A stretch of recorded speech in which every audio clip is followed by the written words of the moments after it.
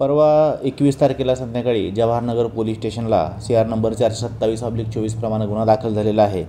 त्याच्यामध्ये BNS कलम 316(2), 316(5), 318(4), 336(2), 336(3), 338, 340(2), 61(2) आणि 3(5) प्रमाणे हा गुन्हा दाखल झालेला आहे। त्याच्यामध्ये फिर्यादी जे आहेत क्रीडा अधिकारी ते तेजस दीपक कुलकर्णी आहेत, त्यांच्या फिर्यादीवरून गुन्हा दाखल झालेला आहे। FIR मध्ये 3 आरोपी आहेत।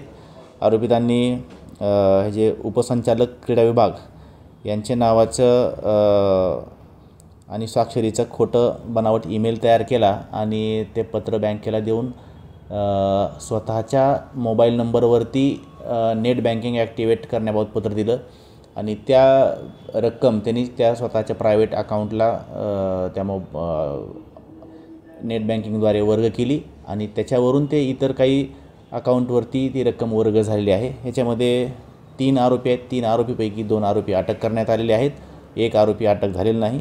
तर आमची टीम याच्यामध्ये तपास EOWची टीम तपास करत आहे।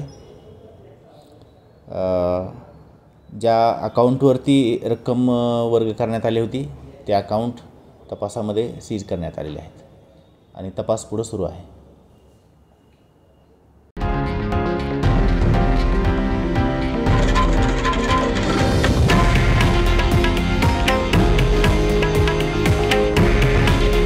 हे आहे देशातील नंबर 1 न्यूज नेटवर्क आणि आपण पाहत आहात TV9 मराठी। काळजी तुमची, हित महाराष्ट्राचं।